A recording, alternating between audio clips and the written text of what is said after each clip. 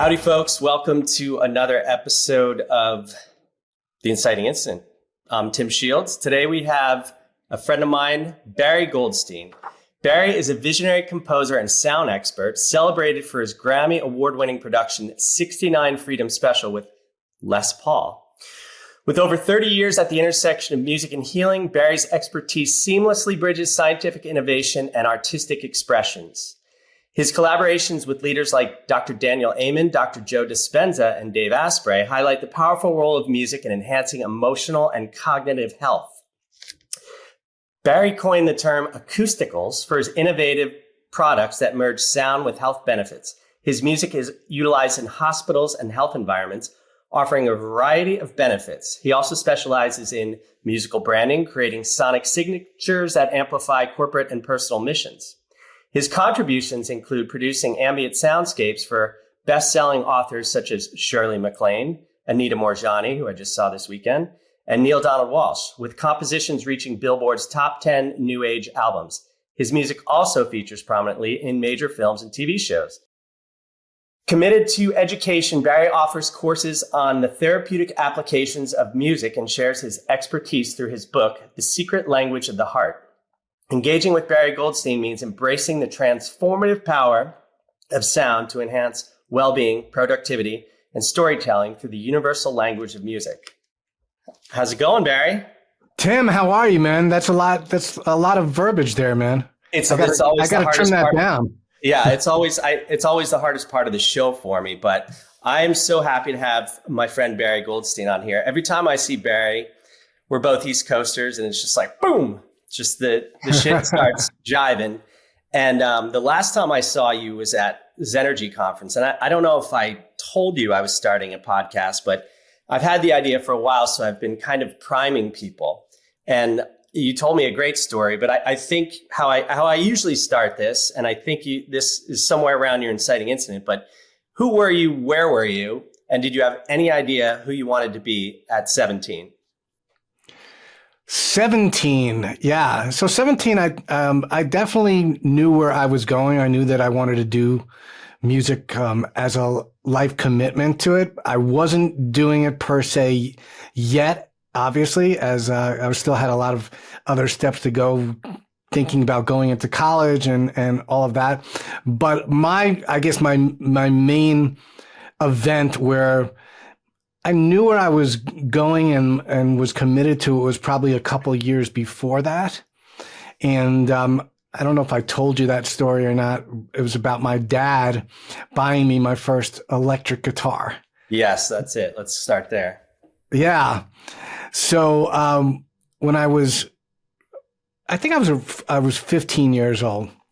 My dad knew that I was committed. I'd been playing acoustic guitar for a couple of years, and I wanted to buy an electric guitar because obviously at that age I'm getting into all the guys like that I love: Carlos Santana, Jimmy Page. These are kind of my idols, Tim. And at the time, same. My hair was much more reflective of them than it is now. So now I'm more like Yul Brynner.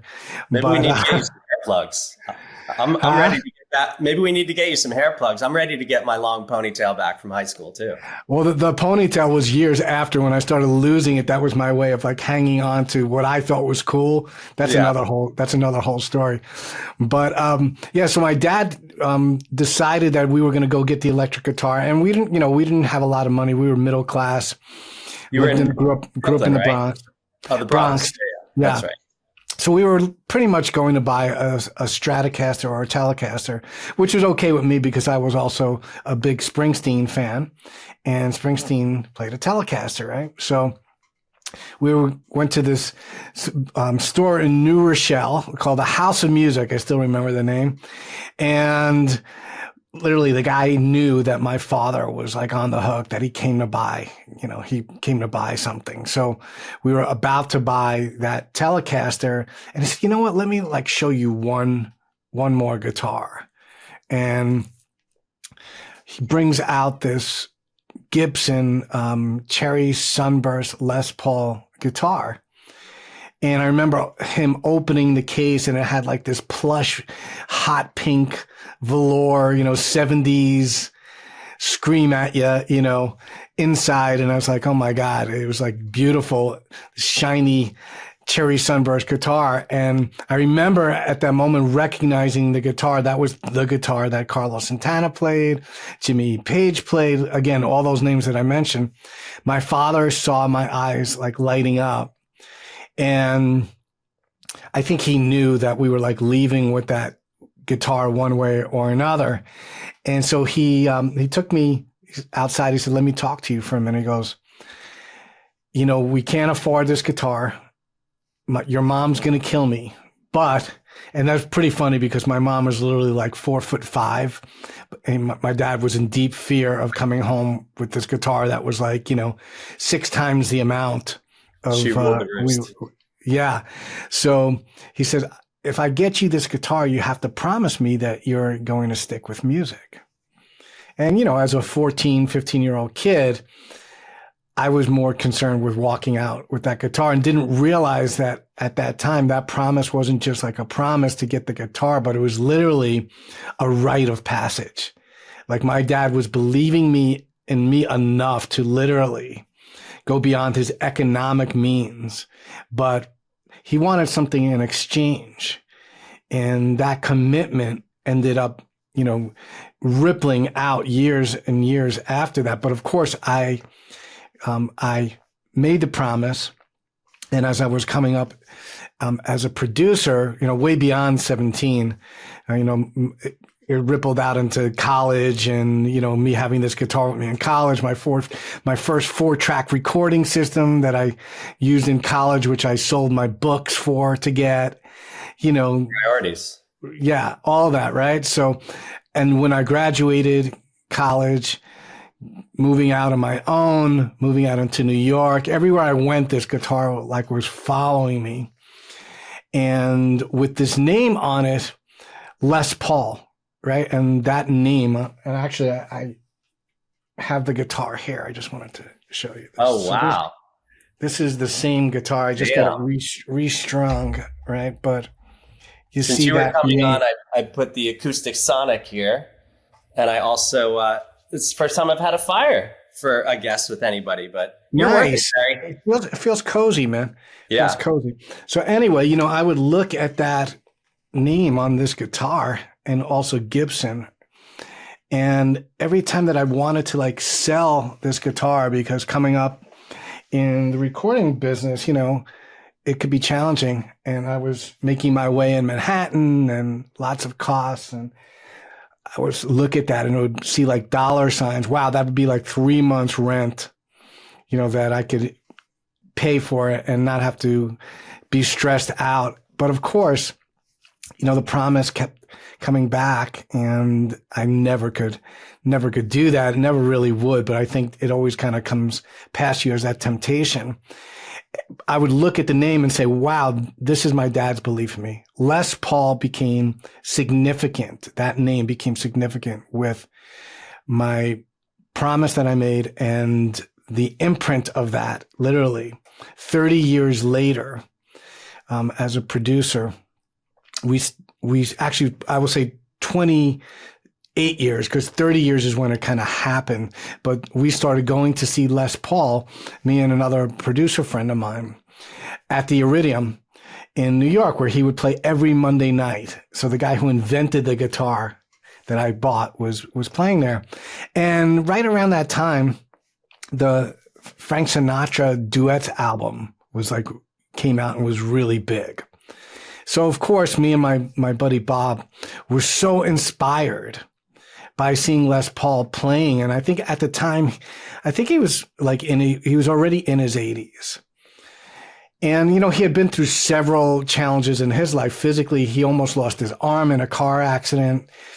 After he recouped, the doctor's prescription to him was, you need to get back out there and play music.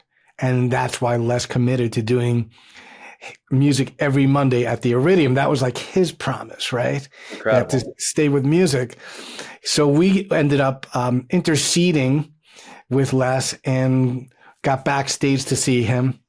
And we had this whole idea, like, what would it be like if Les had a duet album where like he had people who he collaborated with on each track who were like iconic guitar guys, you know. So Les, at that stage in his life, wasn't really open to that, to say the least. He's like, you guys are out of your mind. Nobody wants to hear me. Right. And so literally we would go back every couple of months, go to see Les again. We'd keep on pitching him. And my friend Bob was much more persistent than I was. Like I kind of went on with my life and what I was doing in the recording studios and everything else. By this time I was a professional recording producer. I was working with major labels. And, it kind of, I won't say it slipped off my radar, but Bob ends up, a year or two after that, he ends up sitting at a table, with a bunch of guys from the Songwriters Hall of Fame. It was an award dinner. But what I didn't tell you was that at one point, Les says to Bob, if you get one of the names on that album that you're pitching to me, if you can get one of those people to commit, I'll do the album. And that was kind of like Les's way of kind of blowing Bob off, because he really didn't think, he didn't recognize how many people like loved him. And yeah, he's a legend. Like, yeah, like this is, whose lives were changed by his invention. Like literally everybody, that was on the list. But Jeff Beck ends up sitting behind my friend at this award-winning dinner. And Bob, I won't say he stretched the truth, but he embellished a little bit. Not really, because Les did tell him, if you get one person on this album, I'll do the album. So what Bob said to Jeff Beck was, he goes, hey, I've got the go-ahead from Les Paul to create this amazing album. And Les said, that was the go-ahead. And Jeff Beck just like kind of stops him in the mid-sentence and said, you mean Les Paul, like the inventor of the electric guitar? And he says, yeah. He goes, how do I get on the album? Like, how can I be part of this? He said, Les Paul like literally changed my life and how I create music. And Bob said, well, you're going to write your name down on this napkin, and I'm going to literally text you right now, and you're going to text me back. No managers, nothing in between. I want to know if I walk into EMI tomorrow that I can get a hold of you right away, because that's exactly what I'm going to do. I'm going to kind of bring this to EMI. So that happens. They text back and forth. Bob's in EMI the next day, making the call to Les from EMI, and told EMI the same thing. I got the go ahead from Les. Bob was already ready for this moment, had already known that he was going to go to EMI as soon as he had one person on. They call Les Paul, and he says, well, I guess we're doing an album. And literally, that wish list came like check, check, check. It was like Jeff Beck, Keith Richards. Oh my God. Joe Perry. Who else? Eric Clapton, Sting, right? These are all the people that ended up on the album. And I ended up co-producing one track called 69 Freedom Special, which was kind of like a sleeper track. Like, I don't think they intended this track to make the album. So it had people on it that you would probably know, Tim. It had Edgar Winter. Mm-hmm. It had Harry Bullock, who was like part of the Dave Letterman band, but it didn't have like enormous names on it. And literally every track was star-studded. Like Cyndi Lauper was on it as well. Melissa Etheridge, right? All these were potential tracks. Okay. Only a certain number of tracks were going to make it. And for some reason, the record company took this one under its wing because it had Les playing on a lot of it. And literally, Melissa Etheridge's track got cut from Cyndi Lauper's track. It got cut. This track ended up kind of sneaking through, and I put a lot of work in the editing process and compiling a lot of the solos and a lot of things we do as producers. We ended up getting nominated for Best Rock Instrumental. And about 30 years to the date, I was 44 years old. My dad got me that guitar in between the time I was 14 and 15. The track won for Best Rock Instrumental with Les Paul. And then I got to play with him literally on stage at the Iridium about a month after he invited me to play on stage with him. And it came full circle when I got to tell Les Paul how my dad bought me this guitar when I was 14. Literally, everyone in the audience was kind of like crying.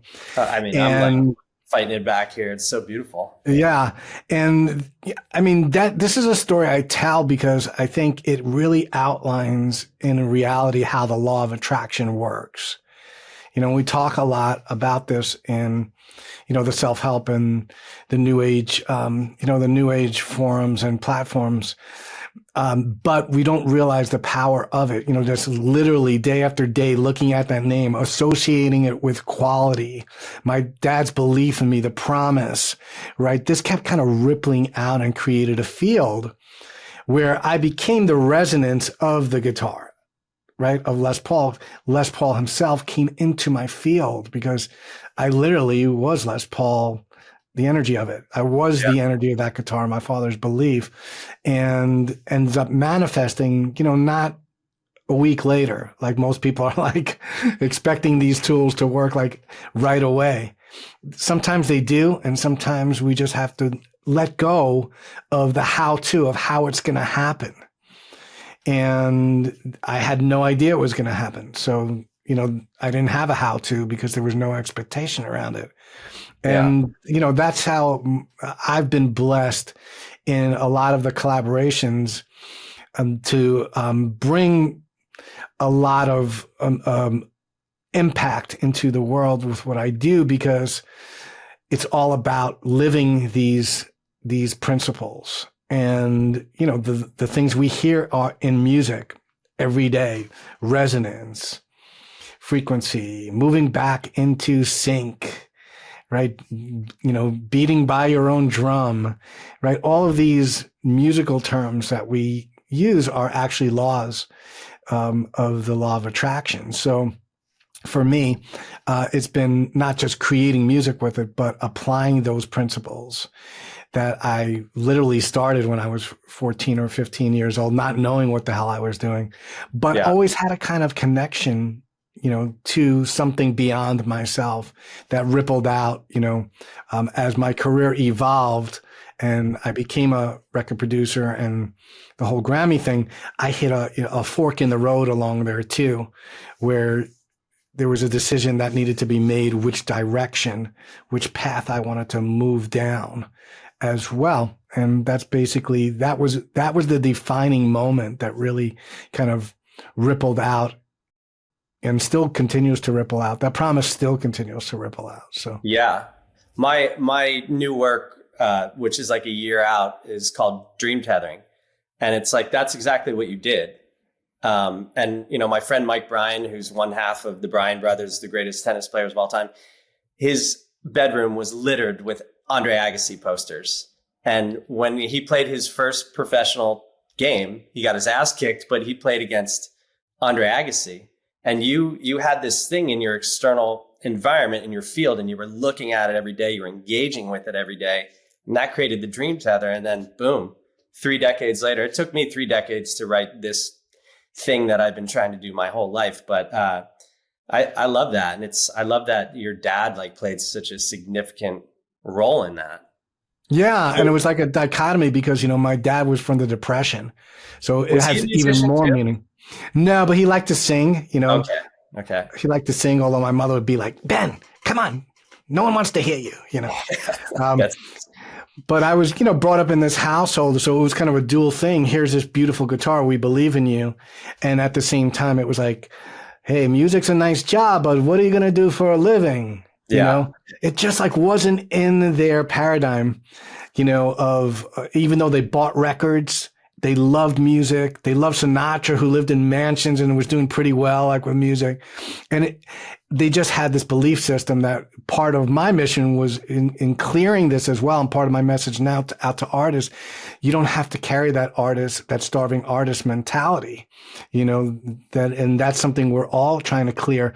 But even when the whole Grammy thing happened, I remember calling my dad, and he just didn't know like how to just be present and proud, although he was. And he, before he passed, he told me all these things. But he said to me, as I call him, you'll find this humorous. He goes, "Have you ever thought about becoming a wedding singer?" He goes, "They do very well." And, the little kid in me wanted to say, "Dad, you don't understand. We just, got the highest achievement in the music industry, for producing this track." And, the part of me that was just like, it's just not seeing the ship, that's come to shore here, because it wasn't in his perception. Yeah. I mean, your dad sounds like my dad too, like Depression era, and actually from the Bronx as well. Oh, and I remember this one time, like I was taking the subway back to Jersey City or wherever I was living. And I just had this like overflowing emotion of like everything he sacrificed for us. And I went back and I called him, he's a World War II guy. And I just started pouring my heart out to him. And I'm like sobbing on the phone. There's like this long pause. He's like, "Well, your mother and I love you very much. And I'm going to put on your mother now." And then right. He did tell me years later that like he went into his room and cried, but that was what I was always trying to connect with. Did you have a strong like emotional connection with your dad? Yeah, I mean, very similar, Tim, because, what I kind of found out was my dad would tell everybody else except for me, right, how proud he was. Yes. "Oh, I had this conversation with your dad. He's like, I can't believe like your successes, and he's so proud of you." And there were, once or twice there. But I think my dad, and I think from that era as well, that they were taught not to blow your head up too big, Yeah. And so they were given this thermostat. So that thermostat, that my dad had created literally was not just his doing, it was an ancestral pattern that was passed down from generation to generation. And so part of what I feel I'm doing here and how I can contribute is to bring light to how artists can actually create abundance and call in something beyond their ancestral patterns, call in something beyond themselves, not just in their art, but in everything that we create, and that lifts the thermostat, because there really is no thermostat. It's an unlimited field of all potentials that we have to tap into. And that's really was a transition for me as well, in the process of kind of moving out of being defined by the music business per se. I was really starting to get burnt out in that business. And at the same time, this whole thing with Les Paul was going on, I was already kind of 3 steps into creating healing music and creating music for meditation and relaxation, because I had really kind of hit the edge of burnout in being a music producer several years before that. Well, think about it. Creating a 4-minute song took about 50 to 100 hours in the studio, and doing that every week. And also pitching to record companies and seeking approval with new artists, in terms of doing that. And I just really started losing my love, for what I had started out. And I think probably, yourself and your listeners can probably relate to this, is a lot of times you have this career and you kind of put it on a pedestal, because you thought about it for so long. Like becoming a music producer was like all that I ever wanted to do, that and being an artist and a musician. And then you finally get there, right? And this pedestal that that you had put this on isn't what you thought it was. You're like, wow, how is this different from what my father was doing? He was working like 18 hours a day and didn't really feel like that joy in what he was doing. Now, granted, I was doing music and that was something that I loved, but I knew that I really wanted to reconnect with that 14-year-old kid, who's like sitting on the edge of his bed with this Les Paul and like, just like playing his guitar. And like, as soon as I learned 3 chords, I was writing songs. It wasn't about like me being in a cover band, because I never learned anybody else's songs. It was always a tool for creation for me. And that was what inspired me most always, was creating something from nothing. From that first song, what amazed me and what was joyful for me is like, wow, this did not exist before like an hour ago. Like, how is that even possible? Yeah. So that was the energy I really wanted to tap back into. And, I knew that ultimately it was in my heart. Like I had lost my heart, for what I was doing. So it's like, wow, there's got to be something more than this. And I started doing some online searches, like how music intertwines with the heart. And what I found was that music at about 60 beats per minute can move the heart to a relaxed state. So I was like, wow, well, I definitely need to move to a relaxed state. Maybe that's a starting point for me. Yeah. And so I started setting my metronome for 60 beats per minute. And I was like, what would happen if I just allowed myself to take these, like, I'll give myself an hour to take these journeys, and I know nothing. I don't have any idea what I'm going to be playing. I'm just going to let the music come through me. And instead of putting pressure on myself to compose, what if I released pressure and allow myself to decompose with whatever I was doing? So it became a decompositional process for me of just letting go and letting something in besides myself, collaborating with something that went way beyond me. So I started taking these journeys, and I found myself moving to like these very meditative states, within the compositional process. And I was releasing anxiety, I was like moving into flow states. I found myself being able to like sleep better at night. And I was like, this is pretty cool. Now, I didn't think anyone was going to like listen to this music, because literally I was raised on creating songs, right? And creating hits. And roll. And whatever it was, it had to have something catchy in it. It had to have something memorable in it. So it was literally the opposite of everything, all the training that I had up until to that point. Yeah. And so who's going to listen to ambient music, like with no repetitive melodies in it, for an hour, right? Who even listens to one piece of music for an hour? But I started to actually test it with people who are in my life, and they started giving me feedback in different ways, from everything from massage therapists who were friends of mine to people who had parents who were living in Harlem and they couldn't get to sleep at night, and their parents had dementia or Alzheimer's. They started using it as a sound bed and getting amazing results. And over a period of a few years, we just started getting all these endorsements, like across the board for health, delivering children into the world. Wow. Using them for hospice to help people transition, in dental offices while people were using them for chemo. You're the freaking Les Paul of this space. I'm sorry? I said, you're the Les Paul of this space that you've created. Yeah, right. It was like, it was very interesting to me how it found its home, because it resonated with me first. And, a lot of artists are asking me now, very caught up in like, well, what frequencies did you use? How did you do it? And it's like, first thing, I'm an artist, right? I'm a creator. I always say that too. I'm an artist first and foremost. Right. Exactly. So artists, if we create from the premise of who we're creating for, this as well. What happens? We go out of our zone of brilliance. Mm-hmm. We start projecting of what people are going to like or not like, or this frequency is going to do that, or this frequency is going to do this. Never works.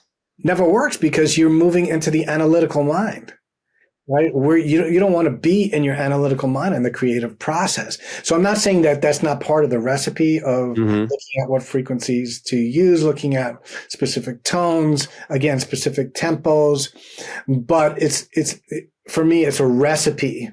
And the biggest part of the recipe is that it has to resonate with the creator of it first. Like, you have to be moved by your own work.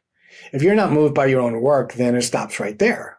Yeah. And that once you're moved by your own work and you're having a transformational or healing experience in it, it creates a field of energy on its own. Like your book create a field of energy on its own. This podcast creates a field of energy. As more people listen to it and it resonates with each person more and more, the field gets bigger and bigger. And that's what we call when something goes viral, right? Because the field keeps building and it's resonating with people.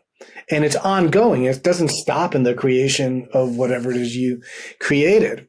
So really, my intention in creating those original pieces were that it served the highest capacity of healing for each individual that listens to it. It wasn't like, okay, use this for this, use this for this, use this for this. That was my intention. And that's really where it started for me. Once I started getting these testimonials, I was like, you know what, that's when I did get into the analytical a little bit more, not in the creative process, but let me really research why this is working. Like, what are the mechanisms that are interacting with the healing system? So, I call the healing system because it's not just the physical body, it's physical, mental, emotional, and spiritual. People were having all kinds of healing. What's going on here? And, what I didn't know in the time I was creating, because it wasn't terms that were really used at the time, or at least I wasn't aware of it, was in the process of me creating that I was moving into heart coherence. So my heart was in training or synchronizing with the metronome in the music. It was moving me into these smooth and orderly heart rhythms. And I was moving into these elevated emotional states where I was in meditative and just very blissful states. And that was going into the music. It's being recorded. Yeah. It's not just notes that are being recorded. It's everything that's going on in the space, your environment, who's with you, your mentality, your emotions. Are they aligned with your intentions? These are all integral pieces of creating music for healing. It's not just the notes, it goes so far beyond that. And that's where, I started researching all of this and started working with other people in the field with this, Daniel Amen, Dr. Joe Dispenza, Greg Braden. Yeah. I was going to ask you how you linked up with Joe, but I was going to just kind of an observation. It's like you were chasing this dream. You got there. You realized it wasn't it because you lost this transcendental experience of the creative process. So then you turned inward and you use this to kind of heal yourself. And I think as an artist, like you said, first you have to it has to resonate with you, but then ultimately a piece of art is a service to the world. And you started doing this. And once you got into that service, you healed yourself, and then it just amplified. And now you become a pioneer in this space.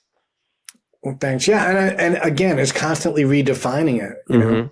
It's not standing still because things are changing. And that promise that I made so long ago now, I just went to an amazing event in Los Angeles called the Dream Builder event with Mary Morrissey.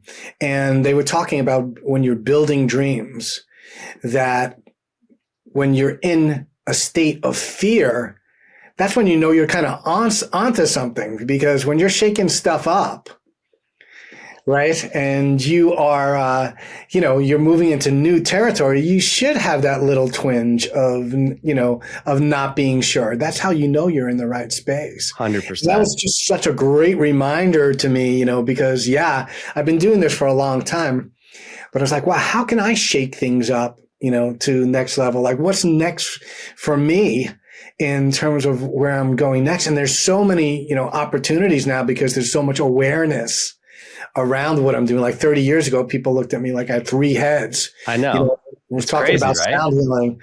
Yeah.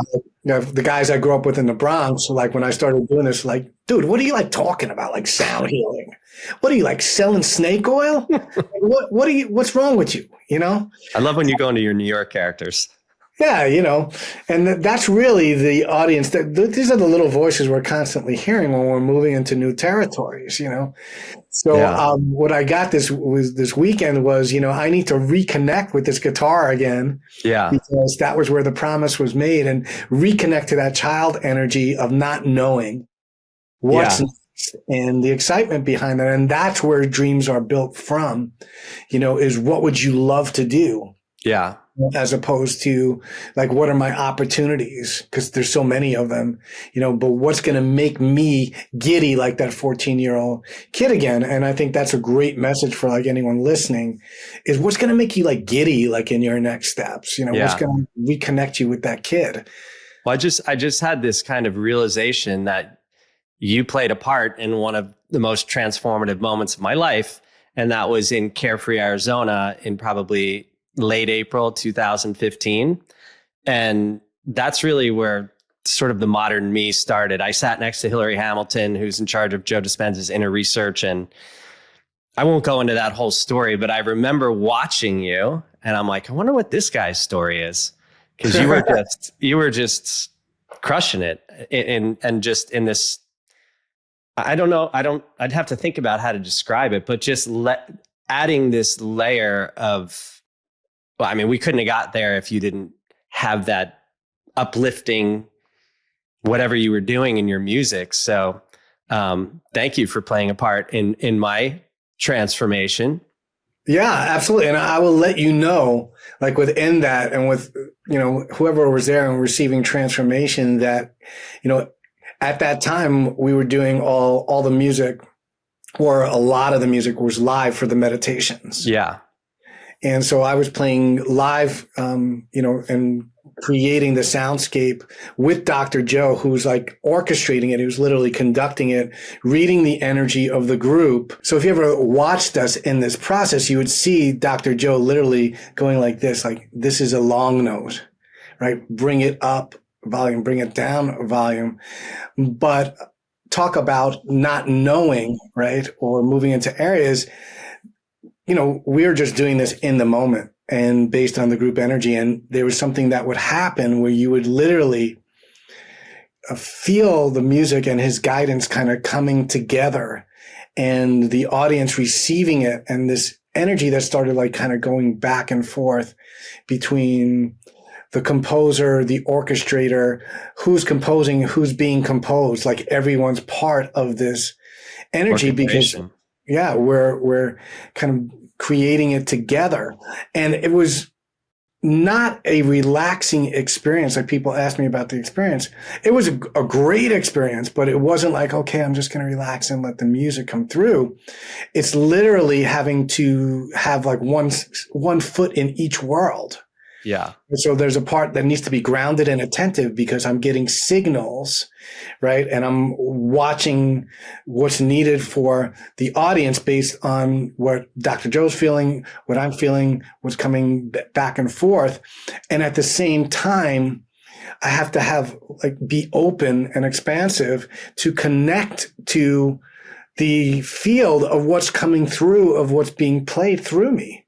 At the same time. So it's kind of like right in between like beta and alpha brainwave states, which is not relaxed, but it's attentive and relaxed at the same time. And, that's, talk about not knowing where you are, not knowing, right. Or connecting to the unknown, which is what, Dr. Joe's teachings are, a lot of them are about connecting to the unknown. We were literally doing that in the moment. So talk about walking the walk, like that transformation that was created for you was completely having trust in the process and the unknown.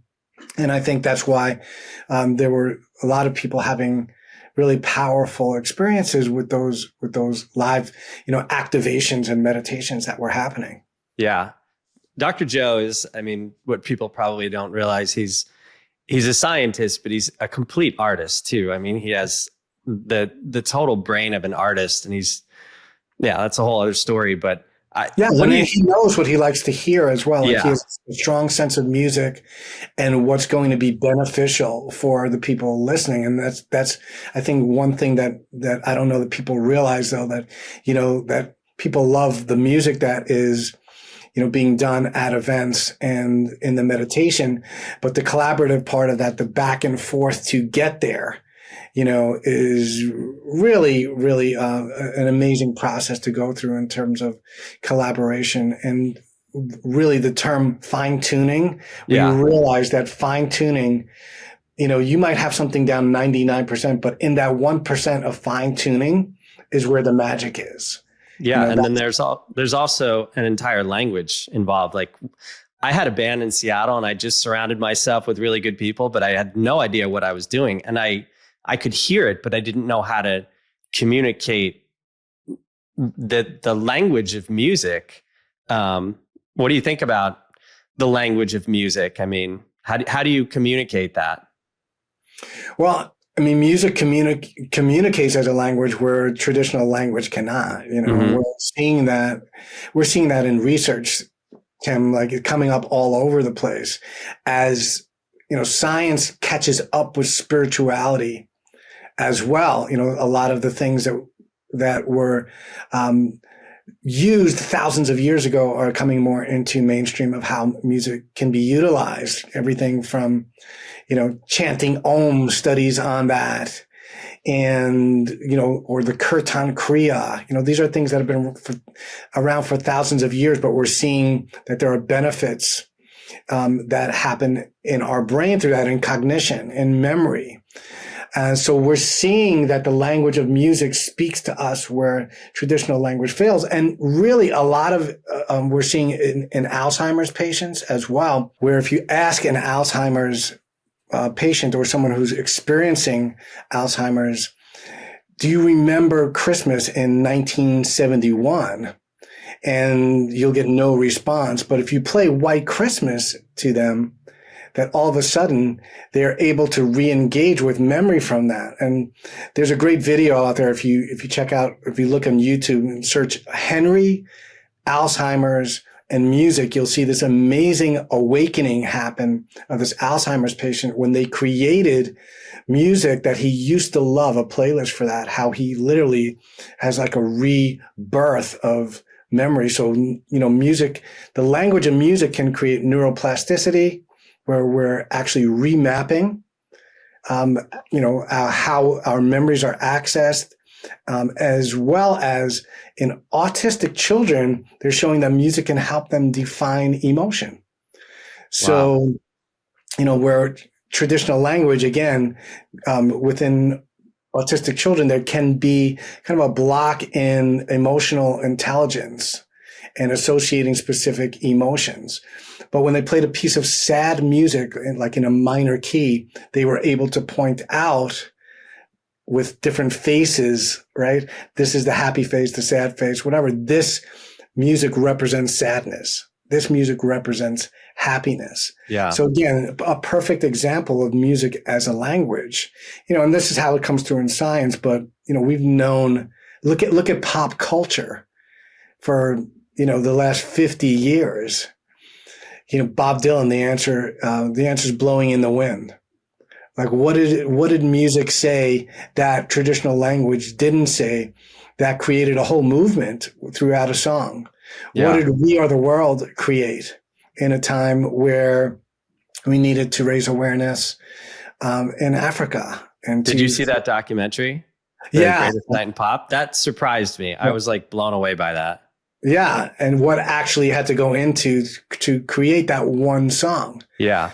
So that's when music becomes an integral part of conversation and is a language that moves us moves things much more quickly into these states. Nothing cuts through and moves into the heart space and moves people together in synchrony and in unity than music does. And, the people who understand that are the people who are changing the world. Yeah. Maybe like the Alzheimer's, the holiday creates such an emotional imprint. You create a neural network, and then that comes back again, and something about that vibration or frequency stirs that or reconnects that. I mean, I don't know. I'm just speculating here, but Yeah.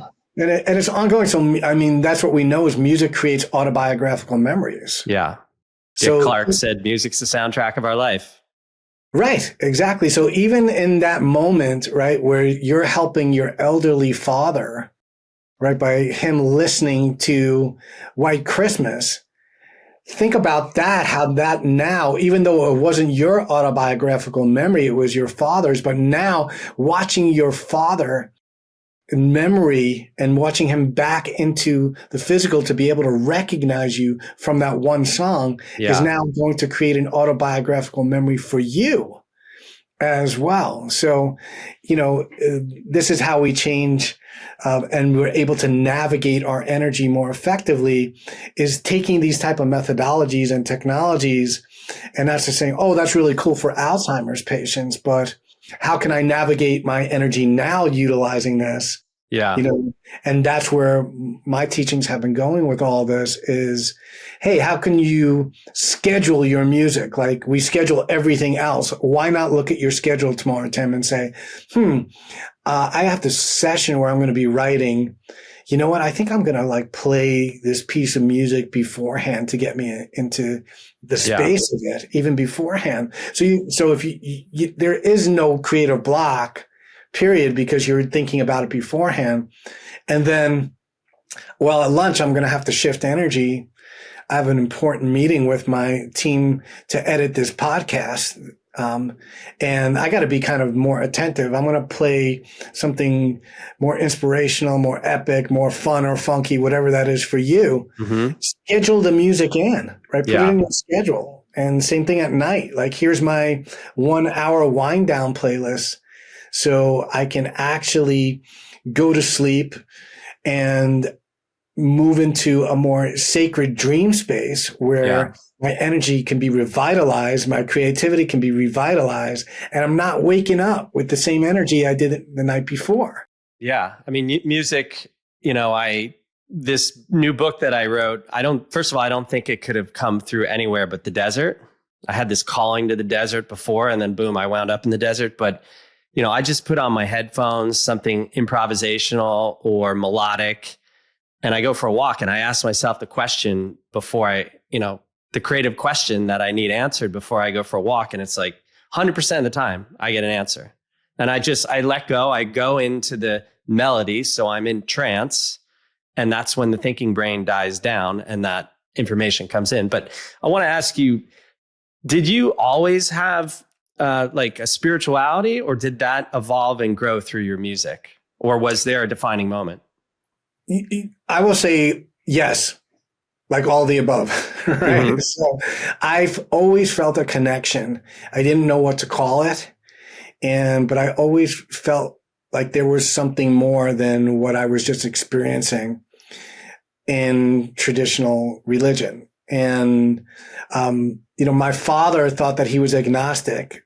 He grew up in a very Orthodox household, but he thought he was agnostic because I guess it kind of got pushed upon him. And so I thought for many years that I was agnostic as well, just because, if my dad was, I guess I am. And I had what I call an awakening, very unexpected. And I was actually on a train ride coming back from Fishkill, New York. A college buddy of mine had a bar up there. And we were out pretty late, and I was kind of fell asleep on the train ride back to New York. And if you're familiar with that train ride coming from upstate New York and into Grand Central, you kind of go along, I think it's the Wallkill River. There's a bunch, or the Mid-Hudson. Yeah. And when I opened my eyes, just kind of like coming out of a nap, there was this beautiful beam of light that just was shining off the water, and literally I felt it move into my heart space. Wow. Yeah. And in that moment, it was just an awareness that I was connected to everything. Like I was connected to that, beam of light. I was connected to the water. I was connected to everything. And I said, I guess I'm not agnostic anymore. And not too long after that, just a lot of synchronicities and a lot of guidance. But I actually started receiving music. I received a song literally from all the words, all the notes, everything in a dream. Wow. That's when you're in alignment and connected. Yeah, like you really can't go back like when you have an experience like that. And the song was called Through the Eyes of God, and it was about seeing the connectedness through the eyes of a blade of grass, or the lens of a blade of grass. And the Bible talks about that, and the Kabbalah talks about that. In this dream, I was shown through the lens of a blade of grass. And not only was I the blade of grass, but I was the mist within the rain, the sand upon the shore, the laughter in a child, so innocent and pure. Through the eyes of God, I have learned to see that I am everything and everything is me. And through the breath of God, I have learned to breathe, and I am everything and everything is me. Wow. And that's what came through like in this song. And I realized in that moment that, I write pretty good songs, but when I bring in something beyond myself to collaborate is where that expansiveness occurs. And that dream was really the start of it, because it came through in such an amazing purity. And for someone who didn't have a real connection to the term God, and the song came through, it brought up a lot of stuff for me. And initially I was like trying to change the words, I was like through the eyes of love, and none of it sounded good. Yeah. And I realized what I was given was a gift in its fullest form, that like, who was I to change it? Mm-hmm. It wasn't about what I called it. It was about what I was connecting to. And that was really an amazing aha moment for me, because I realized that it wasn't just a random experience, that I could take this and literally bring it into everything that I do. And I started to just initially invite this energy in, to my process, and bring it into the studio. Would you like to collaborate with me? And I would actually feel this connection as soon as that invitation occurred, where I was feeling an expansive energy, and I was feeling my fields like opening up. And then as I did this more and more, I realized that I didn't really have to invite it in, because I was accessing the energy almost automatically. When I would come into the studio and start to play, I would just start to feel the energy flow. And that's what I realized. Like Santana had this great song called Open Invitation. I don't know if you remember that song. It was an amazing song. I love Carlos Santana. So spiritual. Yeah. And you can feel him connecting to that field, Yeah. And that's what I realized, that this is like an open invitation. As long as I have the awareness that I am collaborating, then that source energy is available to me anytime and is there. I just have to tap into it. Yeah. So that's where you said, was there like an awakening, or how do I bring this into my process? It was, a series of things. And it continues to evolve, as well in my creative process, which I'm really happy about, because otherwise, we're creating the same thing every day. That's no fun, right? Yeah. I think in 1969 in Sing Out magazine, Bob Dylan basically said the songs are all there. If I didn't write them, somebody else would. So you're just tapping into this frequency, this stream of consciousness. And I guess that kind of, I want to take that into, what advice would you give somebody who's thinking about going into the arts or some sort of visionary path, but they're afraid to take the leap? Well, yeah, afraid and leap, right? Those two things are some of the primary things and the primary reasons that you need to create, because those really define creation. If you don't have that fear and you're not leaping, then it's really you're not going to be in your ultimate state of creation anyway. Yeah. Creation is all about a leap of faith. That redefines creativity. Every time you're taking a leap, you're saying to the universe that I trust that I'm going to be caught, that there's something that is being created with you, or taking that leap with you in every step you take forward. And sometimes it doesn't look like a leap. If you've been stagnant and you have been letting your limited belief systems guide you into not creating, right? I think leap is very theatrical, right? We want to say, I need to take a leap of faith. And for most people, they're like, well, I'm not ready to leap, right? But for someone who is moving into a new area of their life, one step forward is like a humongous leap. So that's what I would invite, people who are listening to know. Hey, it doesn't have to be this grandioso, like hero, courageous thing that we're seeing, in the movies, or we're seeing in these, self-help videos where someone's climbing a mountain and they're reaching the top, Yeah. I mean, that's awesome and it's inspiring. But as soon as you take that first step, and you are making those small, consistent steps, and you're making a commitment, I'm just going to take another small step today. Even if you're writing for 3 minutes a day, or you're learning, how to play the keyboards for 2 minutes a day, but you're doing that every day, right? At the end of the week, you had 20 minutes in. Yeah. At the end of your month, you have an hour in. And you're an hour closer to whatever you're doing. And when you take that step, this is where the spiritual aspects come in. Like I envision myself when I'm moving into a new territory, when I take a step forward, that I'm holding hands with my ancestors. I'm holding hand with my angels.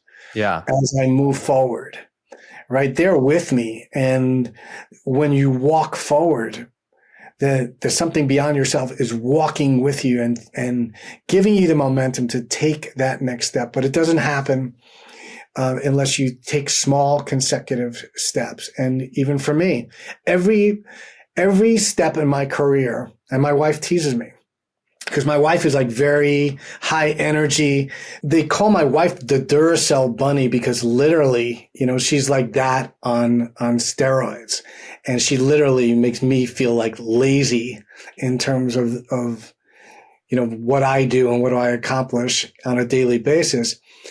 But I always say to her, well, I'm like that turtle that's just taking that consecutive steps. You're like the rabbit. I'm like the turtle. And I'm just kind of staying focused on what needs to get done. And for me, slow and steady, I won't say wins the race, but slow and steady keeps me in the race. Yes. Right? Of kind of adapting and wanting to get involved in new things. So it's never trying to become the Duracell bunny. That's just not me. And I think as creators, that's something that we tend to do as well. That, anyone listening, I would say, don't look to your sides and be comparing yourself to what somebody else has accomplished. And I'm sure you can relate to that. The racehorse who just knows, hey, I have a book that I gotta do, and I'm going to finish it. I'm going to get to the finish line of this, no matter what it takes to get there. I will say, in that part of the process as well, something else that I would like to leave you with in the creative process, that when you're on that path to completion and you're really taking those small consecutive steps, I think of the creative process literally as a birthing. And so I break it up into trimesters. Interesting. This is my next book, Tim. It's going to be a flow state and birthing creation into the world. So in that first trimester, that trimester is all about anchoring in the creation, knowing it's viable. So before you usually let everybody know that you're having a child. You usually wait 12 weeks because you want to make sure that the baby is healthy, right? That it's going to move past that first trimester. And so you don't necessarily share it with people. It's between you and God and your husband. Mm-hmm. And I think I look at creation that way too. In my first trimester, I try not to share it too much of my creation with anyone. It's between me and God. I listen to what's coming through. I make sure it resonates with me, that I'm feeling it, and that it feels good for me in the process. Now, the next trimester, like once I have this anchored in and I'm loving my creation, then I might ask, in that next 12 weeks, I might bring limited people into the creation, just like you start to tell, your mom, your dad, some of your relatives and friends, so that they can support you in your journey. But it's already kind of anchored in. So the same thing with your creative trimester, the second trimester, is bring in your spiritual team. Bring in people who are going to support you and give you constructive criticism. So think about that. You're bringing someone into a very sacred space that's only been between you and God.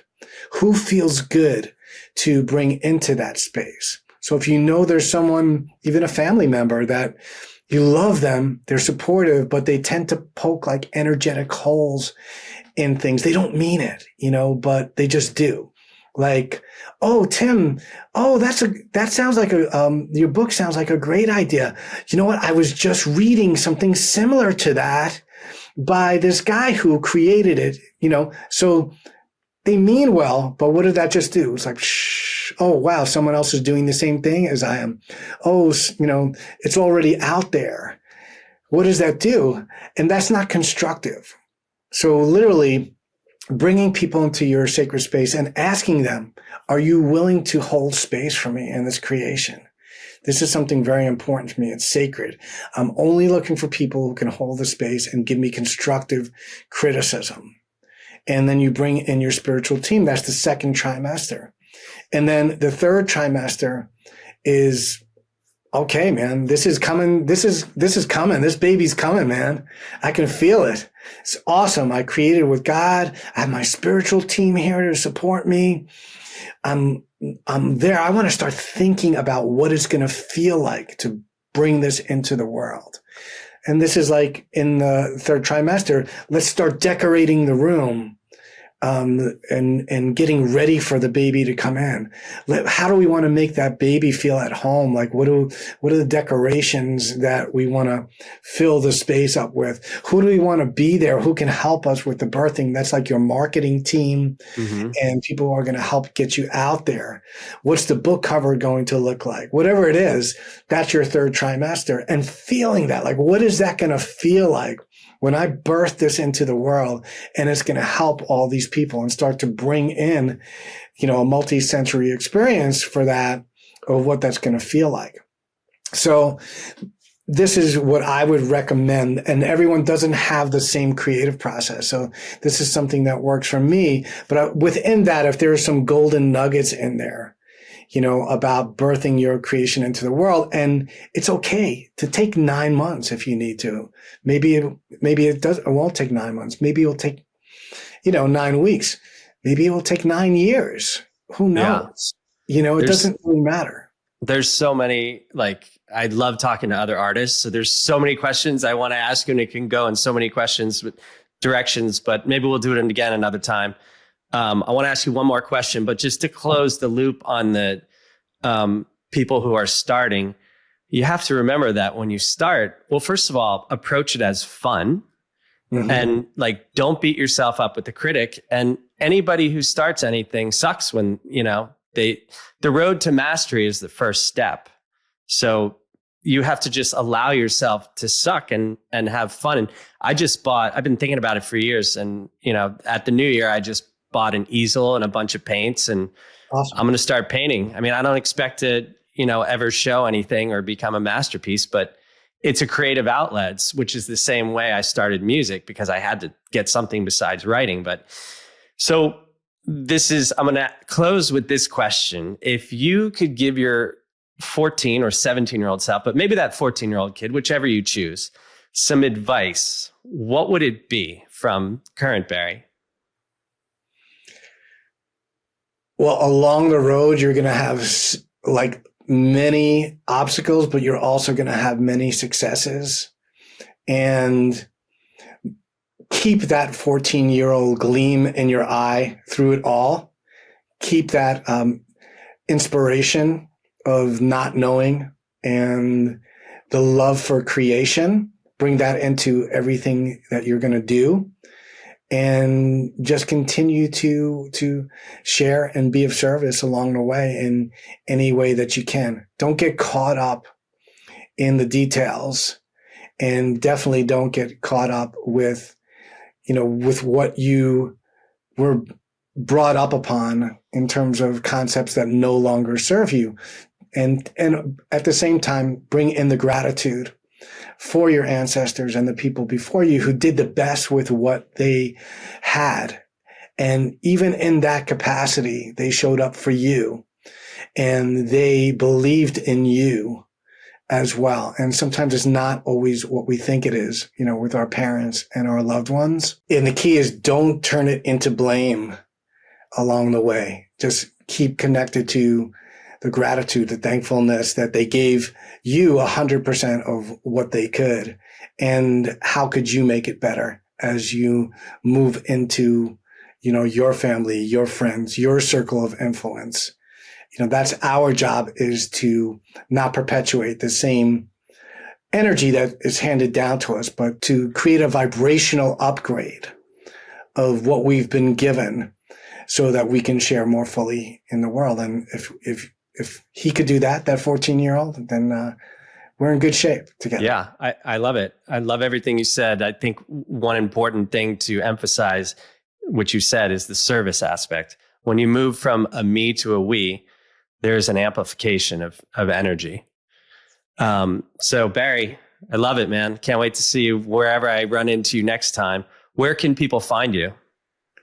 The easiest way to find me is at barrygoldsteinmusic.com. That's kind of like a hub for everything in terms of getting to my music, and everything else that I do, courses, licensing music, film and TV, all of that. So reach out. I'm easily accessible. And Tim, I want to thank you as well for your patience and also for your vision in doing this podcast. I know from knowing you, the time that I know you, that you operate from your heart and that you're creating this as a give back and creating what you're creating so that artists and creatives and anyone can actually benefit from it and from whatever your guests have to share. So thank you so much. I mean, it's a little selfish because I love these conversations, but if I can share them with people, that's amazing. And speaking of the heart, your book is also The Secret Language of the Heart.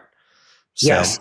Yeah. Yes. And Dr. Joe actually wrote the foreword to my book, and it's all about how you can use music for healing and transformation and the science and spirituality behind it. Awesome. Well, thank you so much, Barry. Thank you, everybody, for listening. Subscribe, do that whole thing, comment. It really helps, especially since I'm just starting. But I love these conversations. I look forward to bringing more and hopefully maybe chat with Barry again, really go deep into the role of the artist and all that stuff. We could talk about that all day, but oh yeah, time for you to jam, time for you to create, time for you to tap in. Let's do it.